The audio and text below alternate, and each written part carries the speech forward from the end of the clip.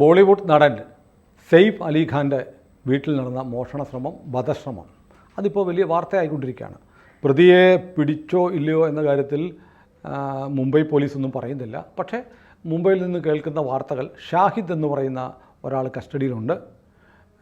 അയാളാണ് ഇതിലെ പ്രതി. അയാൾ ഈ കെട്ടിടത്തിൻ്റെ പിറകിലെ മറ്റേ ഫയർ ലാഡർ വഴി കയറി വരുന്നത് കണ്ടിട്ടുണ്ട്. അതിൻ്റെ വിഷ്വൽസ് കിട്ടി എന്ന് പറയുന്നു.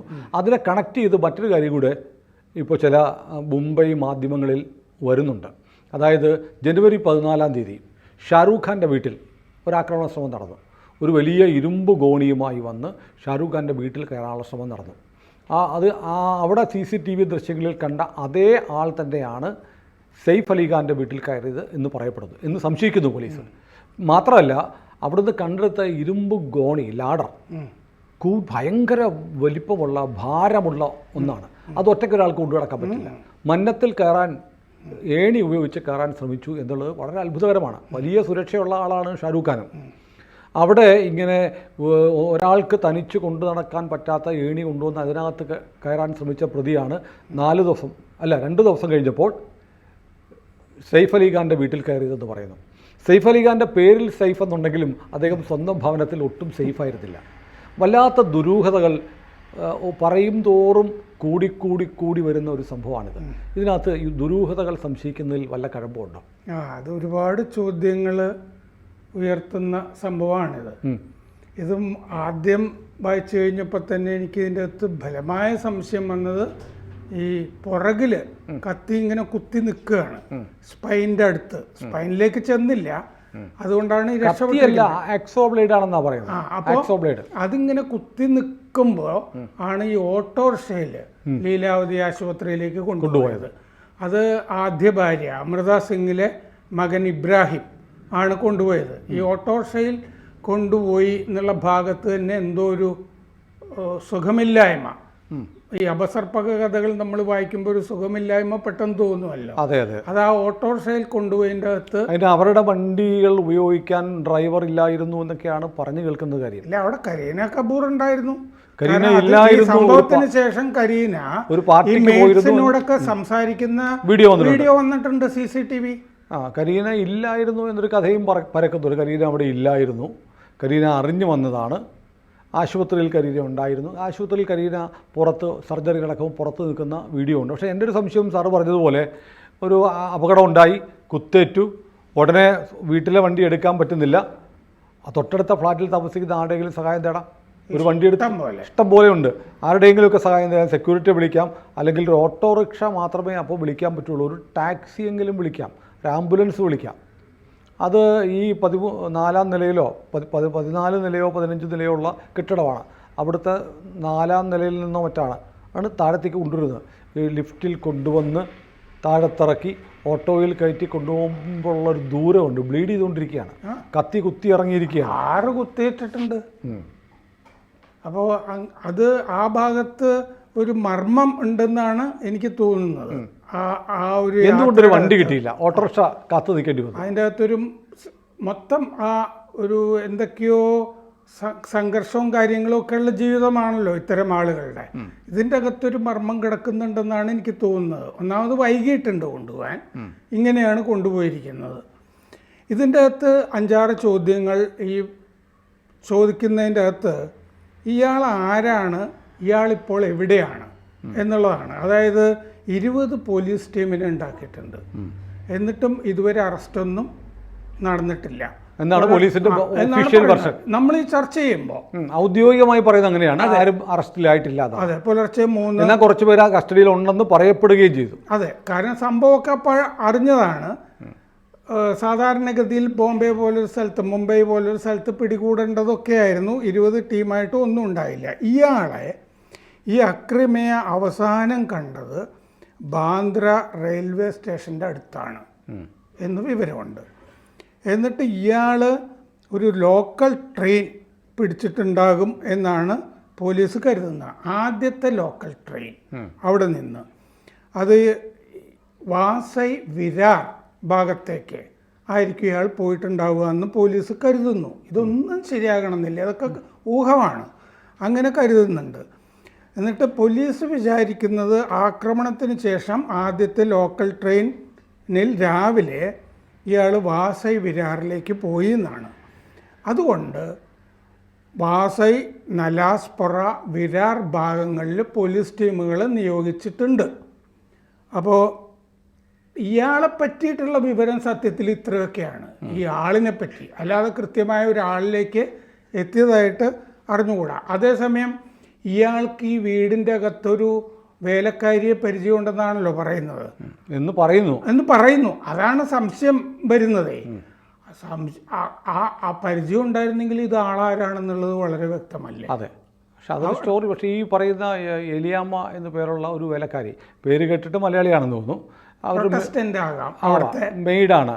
അവർ രാത്രിയിൽ ബാത്റൂമിൽ ഒരു അനക്കവും വെളിച്ചവും കണ്ടിട്ടുണരുന്നു. അപ്പോൾ സെയ്ഫ് അലിഖാൻ്റെ ചെറിയ കുഞ്ഞ് ഉള്ള മുറിയിലേക്ക് പോകുന്നത് കണ്ടു, ബഹളം വെച്ചു. അപ്പോൾ ഈ കുട്ടിയെ ഇവരെടുത്തു. അപ്പോഴാണ് ഇവർ കത്തി കൊണ്ട് വീശി. ഈ സ്ത്രീക്കും പരിക്കേറ്റിട്ടുണ്ട്. അതെ, ആയയോട് ഞാൻ 1 കോടി രൂപ ആണ് ആവശ്യപ്പെടുന്നത്. ആ ഭാഗം പറയാം. എന്താണ് ഈ ആക്രമണത്തിന് കാരണം, മോട്ടീവ്? അതാ ഒരു പ്രധാനപ്പെട്ട ചോദ്യമാണല്ലോ.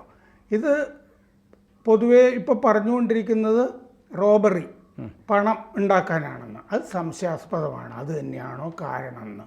കാരണം ഇത്രയും ആക്രമണം നടന്നുണ്ടല്ലോ, കുത്തിയിട്ടൊക്കെ ഉണ്ടല്ലോ. അപ്പോൾ അതുകൊണ്ട് ഈ റോബറി മാത്രമാണ് എന്ന് പോലീസും കരുതുന്നില്ല. വേറെന്തോ ഒരു വൈരാഗ്യം, വ്യക്തി വൈരാഗ്യം ഇതിൻ്റെ പിന്നിലുണ്ട് എന്നാണ് കരുതുന്നത്. ഈ ബഹളത്തിൻ്റെ ഇടയ്ക്ക് അങ്ങോട്ടും ഇങ്ങോട്ടുള്ള പിടിച്ചു വലിയുടെ ഇടയ്ക്കാണ് 6 തവണ കുത്തിയിരിക്കുന്നത്. അപ്പോൾ ഈ മൂത്ത മകൻ്റെ പേര് തിമൂർ, രണ്ടാമത്തെ മകൻ ഈ കരീനയിലുള്ള എന്നാണ്. ജയുടെ നാനിയാണ് ഇവര്, ആയ. അപ്പോൾ ആയയോട് പറഞ്ഞു 1 കോടി രൂപ എനിക്ക് വേണം എന്ന് പറഞ്ഞു എന്നാണ് റിപ്പോർട്ടുകളിൽ കാണുന്നത്. പിന്നെ അങ്ങനെയാണെങ്കിൽ ആ ചോദ്യമൊക്കെ ഉത്തരവൊക്കെ പറഞ്ഞ് നിൽക്കേണ്ടതാണല്ലോ. അപ്പോൾ ഇയാൾ പണം മാത്രമാണോ ആഗ്രഹിച്ചിരുന്നത്, വേറെ എന്തെങ്കിലും മോട്ടീവ് ഇതിൻ്റെ അകത്ത് ഉണ്ടായിരുന്നോ എന്നുള്ളത് ഗൗരവമുള്ളൊരു പ്രശ്നമാണ്. ഒരു വൈരാഗ്യം ഇതിൻ്റെ അകത്ത്. ഇയാളെ കുട്ടിയെ തട്ടിക്കൊണ്ടുപോയി റാൻസം, മോചനത്തിന് പണം വാങ്ങുക എന്ന ലക്ഷ്യം ആയിക്കൂടെ? ആ ചോദ്യം ചോദിച്ചത് നന്നായി. കാരണം ഒരു റിപ്പോർട്ടിൽ ഈ 2 കുട്ടികളും ഈ അക്രമിയുടെ ബന്ദികളായിരുന്നു കുറേ നേരം എന്നൊരു റിപ്പോർട്ടിലുണ്ട്. അതിനുള്ള സാധ്യതയുണ്ട്. ചിലപ്പോൾ രഹസ്യമായി കുഞ്ഞിനെ എടുത്തുകൊണ്ട് വന്ന വഴിയെ പോയിട്ട് പിറ്റേ ദിവസം 1 കോടി രൂപ ആവശ്യപ്പെടാം. അങ്ങനെയൊക്കെ ആവശ്യപ്പെടുകയാണെങ്കിലും ഈ വീടിൻ്റെ ഉള്ളിൽ നിന്ന് സഹായം കിട്ടിയിട്ടുണ്ട് എന്നൊരു സംഭവമുണ്ട്. ഇവിടെയൊക്കെ ഓട്ടോറിക്ഷയിൽ ഈ ഇബ്രാഹിം, അമൃത സിംഗിലെ മകൻ, അയാൾ കുറച്ച് പ്രായമുള്ള ആളാണ്. അയാൾ ഉണ്ടല്ലോ. അപ്പോൾ ഇനി അങ്ങനെ റാൻസം ആവശ്യപ്പെടുകയാണെങ്കിൽ ആ റാൻസം ആവശ്യപ്പെടാൻ വന്ന ആൾ, ഈ ബന്ദിയാക്കാൻ വന്ന ആൾ വേറെ ആരെങ്കിലും പറഞ്ഞിട്ട് വന്നതാണോ? മോചനദ്രവ്യം ചോദിക്കണം എന്നുള്ള, റാൻസം ചോദിക്കണമെന്ന് വേറെ മറ്റാരുടെയോ നിർദ്ദേശപ്രകാരം വന്നതാണോ? ആ സംശയം എനിക്ക് വളരെ ബലമായിട്ട് ഇതിൻ്റെ അകത്തുണ്ട്, ആ ഓട്ടോറിക്ഷയിൽ പോക്ക് കണ്ടിട്ട്. പിന്നെ ഇയാൾ ഈ വീടിൻ്റെ അകത്ത്, ഈ കെട്ടിടത്തിൻ്റെ അകത്ത് എങ്ങനെ എത്തി? ഒന്നാമത് ഇത് വളരെ മുകളിലെ 10,000 ചതുരശ്ര അടിയാണല്ലോ എടുത്തിരിക്കുന്നത്. താഴെയല്ല, 4 നില മുതൽ ആണ് ഫ്ലോറുകൾ ചേർത്തിട്ടാണ് മുകളിലെ. പിന്നെ ഇയാളൊരു പെൻറ്റ് ഹൗസിലാണ് താമസിച്ചിരുന്നത്. മുകളിൽ സദ്ഗുരു ശരൺ ബിൽഡിങ് എന്ന് പറയുന്നിടത്ത് അവിടെ ഗാർഡുകളുണ്ട്, ക്യാമറകളുണ്ട്, അങ്ങോട്ടുള്ള ആളുകളെ പ്രവേശിപ്പിക്കുന്നതിലൊക്കെ നിയന്ത്രണമുണ്ട്. ലിഫ്റ്റും മറ്റും സെക്യൂരിറ്റിക്ക് പോലും ഫിംഗർ പ്രിൻ്റ് ഉപയോഗിച്ചാലേ ഓപ്പറേറ്റ് ചെയ്യാൻ പറ്റുള്ളൂ. എന്നിട്ട് ഈ ഫയർ എസ്കേപ്പ് സ്റ്റെയർ കേസിൽ കൂടി ബൈപ്പാസ് ചെയ്തിട്ടാണ്, സെക്യൂരിറ്റിയെ ബൈപ്പാസ് ചെയ്തിട്ടാണ് ഇയാൾ പോയി പ്രവേശനം നേടിയിരിക്കുന്നതെന്ന് പറഞ്ഞിട്ടുണ്ട്. അപ്പോൾ സെക്യൂരിറ്റി സിസ്റ്റത്തിൻ്റെ ഒരു ദൗർബല്യം മാത്രമാണോ, അകത്തു നിന്ന് സഹായം കിട്ടിയിട്ടുണ്ടോ? ഞാൻ വിശ്വസിക്കുന്നത് അകത്തു നിന്ന് സഹായം കിട്ടിയിട്ടുണ്ടെന്നാണ്. പക്ഷേ അത് വേലക്കാരിയുടെ സഹായമാണെന്ന് ഞാൻ കരുതുന്നില്ല. അത് വിശദീകരിക്കാൻ കുറച്ച് പ്രയാസമുണ്ട്. അല്ല, അതിനകത്ത് ഈ കുടുംബപരമായ ചില പ്രശ്നങ്ങൾ അവിടെ ഉണ്ടെന്ന് പറയുന്നു. കരീനയുമായിട്ട് നല്ല ബന്ധമല്ല, ഡിവോഴ്സിൻ്റെ വക്കിലാണ് എന്നൊക്കെ പറഞ്ഞു കേൾക്കുന്നു. ഗോസിപ്പുകളാണ്, മുംബൈ കേൾക്കുന്ന ബോളിവുഡിലെ ഗോസിപ്പുകളാണ് ഇതൊക്കെ. അതെ. പിന്നെയുള്ള ചോദ്യം ഈ പറഞ്ഞ പോലെ വീട്ടിൽ ആർക്കെങ്കിലും ഈ ഹൗസ് മെയ്ഡിന് ഇല്ലേ ആയിക്കോ മറ്റോ അറിയാമായിരുന്നോ എന്നുള്ളതാണ്. സംശയാസ്പദമാണത്. അത് വെറുതെ ഒരു പ്രണയ ആംഗിളിന്റെ ഉള്ളിലേക്ക് തിരികുന്നതാണത്. വേലക്കാരിയുമായിട്ട് ഇയാൾക്ക് ബന്ധമുണ്ടായി പ്രധാന ഇഷ്യൂവിൽ നിന്ന് വഴിതെറ്റിക്കാനുള്ള ശ്രമമാണ്. അവർക്ക് പരിക്കേറ്റിട്ടുണ്ട്, അവർക്ക് വേണമെങ്കിൽ ബഹളം വെക്കാതിരിക്കുക. അവരാണ് ബഹളം വെച്ച് ആളുകൾ ഉണർത്തിയത്. പിന്നെ അവരോടാണ് 1 കോടി രൂപ എനിക്ക് വേണമെന്ന് ഇയാൾ പറഞ്ഞതായിട്ടല്ല, അത് സൈഫ് അലി ഖാനോട് ഉന്നയിച്ചതായിട്ടല്ല റിപ്പോർട്ടുകളിൽ കാണുന്നത്. അപ്പോൾ ഈ അവരുമായിട്ടാണ് സംഘർഷത്തിൽ ഇയാൾ ആദ്യഘട്ടത്തിൽ ഏർപ്പെടുന്നത്, ആയയുമായിട്ട്. അപ്പോൾ ആയയുമായിട്ട് ഇങ്ങനൊരു ബന്ധമുണ്ടെന്ന് വിശ്വസിക്കാൻ പറ്റില്ല. മാത്രമല്ല ഈ അക്രമിയുമായിട്ടൊരു മുൻകാല ബന്ധം ആയക്കുണ്ടായത് പോലീസും വിശ്വസിക്കുന്നില്ല, അത് സ്ഥിരീകരിച്ചിട്ടുമില്ല. കാരണം എന്താണെന്ന് വെച്ചാൽ അവർക്കും ഈ പറഞ്ഞ പോലെ പരിക്കേറ്റിട്ടുണ്ട്. പിന്നെ ഇതിൻ്റെ മൊത്തം ദുരൂഹത അഴിക്കാനായിട്ട് ഇങ്ങനൊരു ബന്ധമുണ്ടെന്ന് പറഞ്ഞു കഴിഞ്ഞാൽ, അല്ലെങ്കിൽ അകത്ത് ഒരു സഹായം കിട്ടിയിട്ടുണ്ടെന്ന് പറഞ്ഞാൽ അത് അഴിക്കണം. ഈ വേലക്കാരിമാരെ മാത്രം ചോദ്യം ചെയ്താൽ പോരല്ലോ, അവിടെയാണ് സംഗതി കിടക്കുന്നതെന്നാണ് എനിക്ക് തോന്നുന്നത്. വേലക്കാരികളും ആയമാരും മാത്രമൊന്നും ആയിരിക്കില്ല ഇതിൻ്റെ അകത്ത്. അവിടെ അല്ല, വേലക്കാരും ഉണ്ട്, പുരുഷന്മാരുണ്ട്. പിന്നെ ഈ പോളിഷ് ചെയ്തുകൊണ്ടിരിക്കുകയായിരുന്നല്ലോ ഫ്ലോർ, അതിൻ്റെ ആളുകളൊക്കെ ഉള്ളതായിട്ട് പറയുന്നുണ്ട്. ഫ്ലോർ പോളിഷ് ചെയ്യുന്ന, പിന്നെ ഇവർ മറ്റേ കരീന പറഞ്ഞിട്ടുണ്ടല്ലോ ഇന്നലെ, ഈ മാധ്യമങ്ങൾ അത് ഇതും ഊഹാപോഹമൊന്നും പ്രചരിപ്പിക്കരുത്, ഞങ്ങൾക്ക് ദോഷം ഉണ്ടാക്കരുത് എന്നൊക്കെ പറഞ്ഞിട്ടുണ്ട്. അങ്ങനെ പറയണമെന്നുണ്ടെങ്കിൽ അങ്ങനെയൊക്കെ പ്രചരിപ്പിക്കാവുന്നുള്ളൊരു അന്തരീക്ഷം കുടുംബത്തിലുണ്ട് എന്നതിനർത്ഥമുണ്ട്. പിന്നെ ഇത് ഈ പറഞ്ഞ പോലെ അടുത്ത ചോദ്യം, ഈ കൊള്ള മാത്രമാണോ ഉദ്ദേശം, അതോ വധശ്രമം, വേറെ ആരുടെയോ വൈരാഗ്യം, ഒന്നുകിൽ അക്രമിക്കുള്ള വൈരാഗ്യം അല്ലെങ്കിൽ വേറൊരാളുടെ വൈരാഗ്യം ഇതിൻ്റെ പിന്നിലുണ്ടായിരുന്നു. അപ്പോൾ യഥാർത്ഥ ഉദ്ദേശം ഇയാളുടെ എന്തായിരുന്നു? കാരണം ഈ വേലക്കാരിയെ ആക്രമിച്ചിട്ടുണ്ട്, അത് കഴിഞ്ഞ് സൈഫ് അലി ഖാൻ ഇടപെട്ടപ്പോൾ അയാളെയും കുത്തിയിട്ടുണ്ട്. ഇതൊക്കെ കരുതിയാണ് വന്നിരിക്കുന്നത് ഇയാൾ. അപ്പോൾ അയാൾ ആസൂത്രണമൊക്കെ വളരെ കൃത്യമായിട്ടാണ് അകത്ത് കടന്നിട്ടുമുണ്ട്.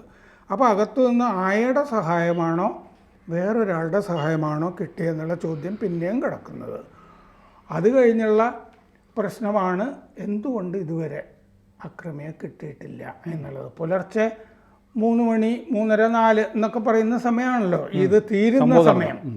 അത് കഴിഞ്ഞ് പോലീസിന് വിവരമൊക്കെ കിട്ടുന്നുണ്ട്. ഇത്രയും ഈ തെരഞ്ഞ ആളെ കണ്ടുപിടിക്കാൻ എന്തായിരുന്നു പ്രയാസം? ഏതായാലും കേസന്വേഷണം തകൃതിയായി നടക്കുന്നുണ്ട്. പ്രതിയെ പോലീസ് പിടികൂടുമെന്ന് തന്നെയാണ് എൻ്റെ വിശ്വാസം. അത് പിടികൂടും, ഉറപ്പായും പിടികൂടും. പിടികൂടി കഴിയുമ്പോഴേ നമുക്കിതിൻ്റെ യഥാർത്ഥ ചിത്രം അറിയാൻ പറ്റൂ. പക്ഷേ ഒറ്റ നോട്ടത്തിൽ വെള്ളം പെടാതെ വിഴുകാൻ പറ്റുന്ന ഒരു സ്റ്റോറി അല്ല ഇപ്പോൾ കേൾക്കുന്ന കഥയൊന്നും അല്ല. അതിൻ്റെ അപ്പുറത്ത് അതെ ഗൗരവമുള്ള കാര്യങ്ങളുണ്ട് എന്ന് നമുക്ക് ആർക്കും തോന്നിപ്പോകും. അതെ. കൂടുതൽ വാർത്തകളും വിശേഷങ്ങളും നിങ്ങളിലേക്ക് എത്താൻ ABC മലയാളം സബ്സ്ക്രൈബ് ചെയ്യുക, ബെൽ ബട്ടണും അമർത്തുക.